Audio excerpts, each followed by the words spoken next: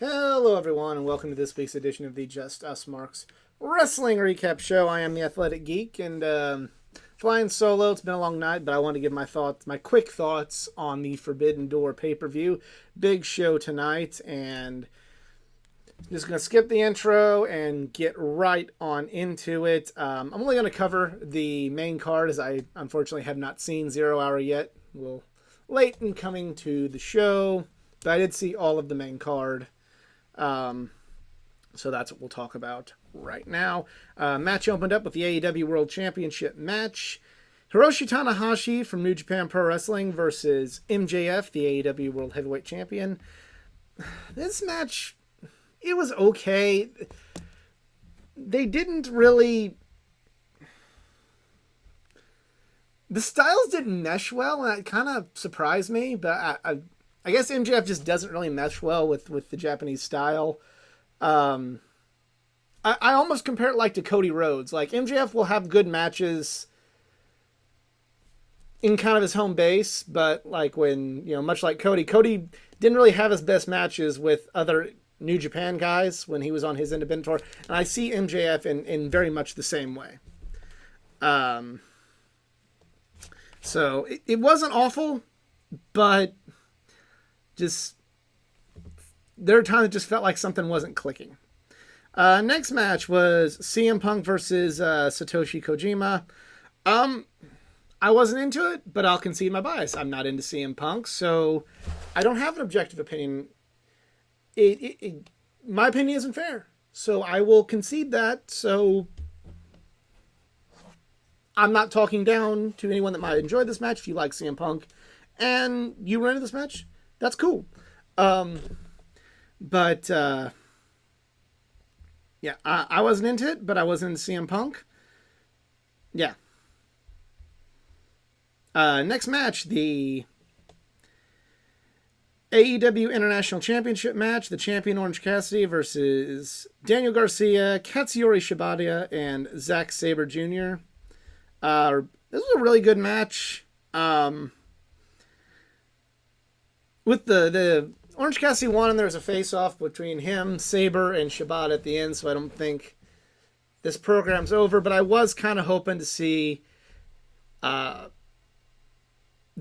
win this one. I kind of feel, I've said this in weeks past, I feel like AEW is due to give New Japan one of their belts because of just...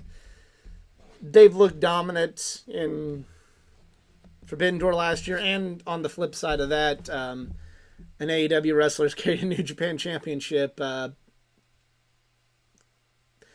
all year, and I kind of felt like AEW's New Japan one. That didn't get satisfied, but it was still a really good match. Sonata versus Jack Perry. This was bad. Like, the match itself was okay, but like just overall, this was bad. The centerpiece of New Japan Pro Wrestling meant nothing to this card. Absolutely nothing. The centerpiece and the main title of New Japan Pro Wrestling meant fuck all. But you know what? You know what apparently does mean something according to how this show was written? The FTW title. Hey, I'm cool that they turned Jack Perry to the bad side, but the world title of New Japan Pro Wrestling meant nothing. The FTW title is apparently meaning something. That's unacceptable, in my opinion. This was terrible. This was a terrible way to go about doing this, and yeah, I got nothing for it. Team Elite versus Team Blackpool Combat Club. Team Elite consisting of Eddie Kingston, Tomohiro Ishii, and the Hung Bucks of the Young Bucks and Adam Page. Versus the Blackpool Combat Club of Claudio Castagnoli, Jon Moxley, and Wheeler Yuta, along with Shota Umino and Konosuke Takeshita. I really like this match. It's not like one of my favorite matches because it is just kind of like a big multi-man mess, and that's not my favorite style of wrestling. But it was good.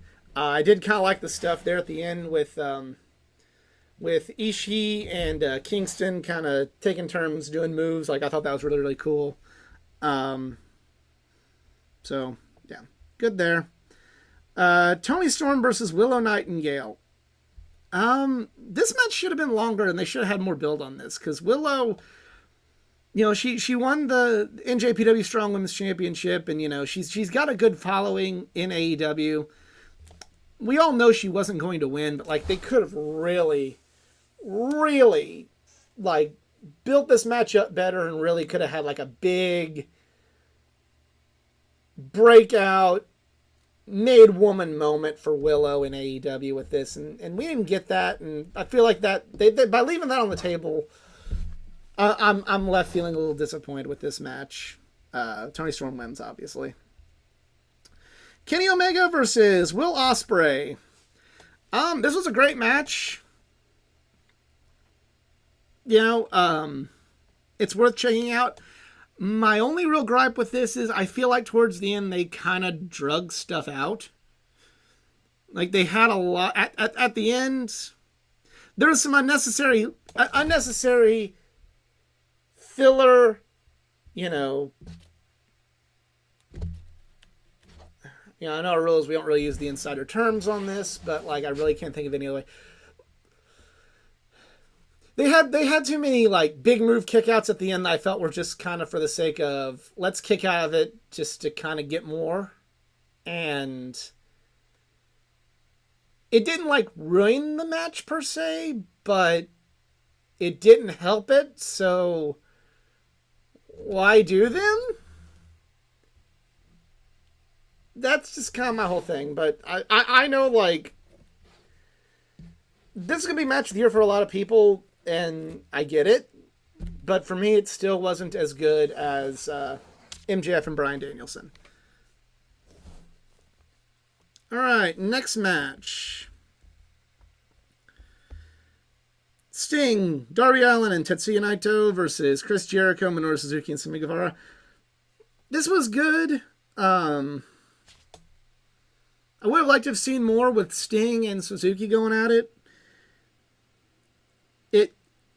It was just kind of it was an entertaining match to kind of bring you down in between the two big matches on the card. It filled its role well. But yeah, it's good, not great. It served its purpose. Last match was Bryan Danielson versus Kazuchika Okada. First of all, Bryan Danielson came out to the final countdown, which for the old Ring of Honor American Dragon Bryan Danielson fan in me, that was just glorious. The match was great. It was a good contrast, I thought, to the Omega and Ospreay match, where it wasn't about it was about technical wrestling and not like as many big epic things. And nothing embodied that more than the ending to the match, where Bryan shockingly made Kazuchika Okada tap out with not even the LeBell Lock. So rather than kind of have this big build, big move, kick out, big move, kick out, big move, kick out, big move, rope, big, like them, it was just kind of a got it, tap. And it was like so sudden. It was just so like, holy shit. And it was a nice subversion of expectations, because I don't think anybody thought that Danielson was going to win this. Yet, here it is. So, yeah. I think if I had to choose, I would give a slight nod to this one. But I will also concede that that's more of a style of wrestling that I like with Bryan and Okada compared to Omega and Ospreay, so that might be why I felt more of a connection with the main event compared to Omega and Ospreay. Final grade for this pay-per-view to me would be 7 out of 10. It was good, not great. The two things that were great on there were really great. I really feel like I don't like that New Japan is basically... You can tell with this that a lot of the outside of like Ospreay and Okada and just how they're presented, I feel like AEW really makes New Japan look like second-class citizens and look unimportant compared to the AEW talent. And I get it. It's AEW's putting on the show. This is an AEW promoted show. This is for AEW fans. I am 100% okay with that logic. I am 100% okay with that happening. But AEW has prided itself and built itself up for a more of a fairness when it comes to co-promotions and how other promotions are viewed upon in an AEW ring. And in that respect, I feel like they could do better with New Japan. I really do. I feel like New Japan's owed a little bit more from AEW right now. And,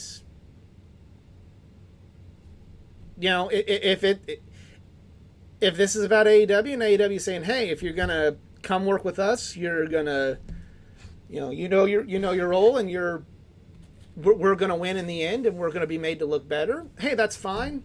But if that's the case, then we can't look at AEW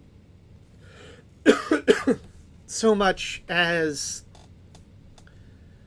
this big beacon of fairness. You know, they're going to protect themselves just like any other wrestling company. Even one out of Connecticut will protect themselves in the end. Nothing wrong with it, but they've kind of set a different standard for themselves. So that rubbed me the wrong way. But still a good show. It was still worth checking out, especially the two most well-hyped matches on the card. But let me know what you think in the comments section below. Tell me that I'm wrong or tell me that I'm right on social media. Facebook.com/AthleticGeekA9, Twitter Athletic_Geek89, Instagram AthleticGeekA9. Like I said, this is just a quick one. I'm pretty tired. It was a big night. But I'm out. That'll be cool. Later.